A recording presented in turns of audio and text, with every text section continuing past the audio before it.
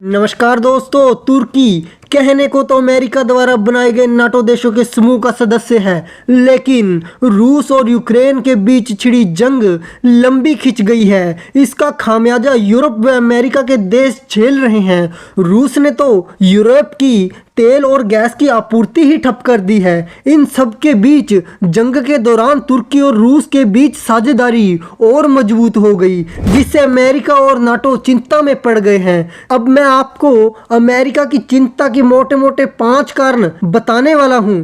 सबसे पहला कारण तो यह है कि तुर्की नाटो समूह का सदस्य देश होने के बावजूद वह रूस से करीबी रिश्ता बनाए हुए है और रूस के लिए अपना हवाई क्षेत्र बंद नहीं किया जैसा दूसरे नाटो देशों ने किया। दूसरा कारण यह है कि रूस के लोगों को अपनी नकदी जमा करने के लिए तुर्की ने अपने बैंकों में खाता खोलने की अनुमति दे दी है।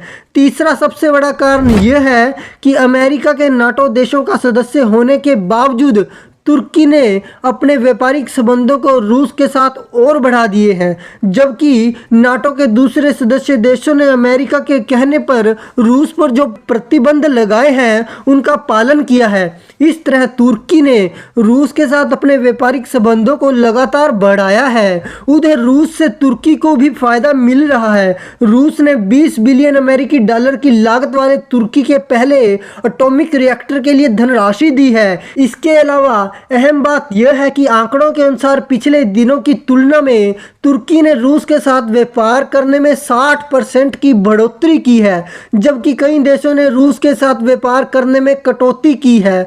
चौथा बड़ा कारण टर्की ग्रीस कॉन्फ्लिक्ट भी पूरे नाटो देशों और अमेरिका की नींद उड़ाए हुए है, क्योंकि टर्की ग्रीस दोनों नाटो सदस्य होने के बावजूद दोनों के बीच झगड़ा बहुत पुराना है। पिछले दिनों एर्दोगन ने ग्रीस को धमकाते हुए कहा कि जब समय आएगा हम वह करेंगे जो अवश्य होगा। जैसा कि हम कहते हैं, हम एक रात अचानक आ सकते हैं।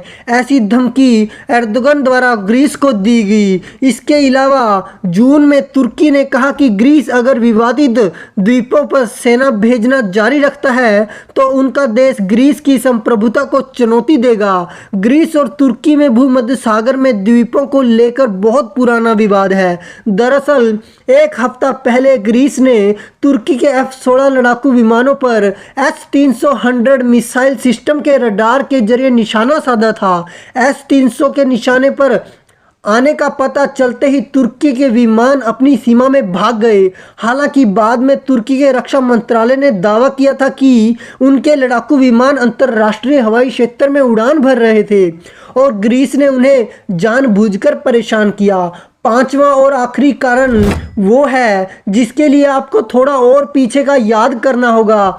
जब आर्मेनिया और अजरबैजान की जंग चल रही थी, आर्मेनिया ईसाई बहुल मुल्क देश है और अजरबैजान सुन्नी मुस्लिम बहुल देश है, लेकिन नारगवो काराबाह इलाके में आर्मेनियाओं की संख्या ज़्यादा है। इस लड़ाई में टर्की अजरबैजान के साथ बड़ी मजबूती के साथ खड़ा था, यहाँ तक कि तुर्की ने अपने खास ड्रोन विमान अजरबैजान को दिए, जिन्होंने आर्मेनिया की कमर तोड़कर रख दी। नाटो और अमेरिका चाहकर भी कुछ नहीं कर पाए। अजरबैजान ने इस्लाम बहुल मुल्क होने के कारण कई अरब देशों से लेकर पाकिस्तान तक उसके साथ खड़े हो गए।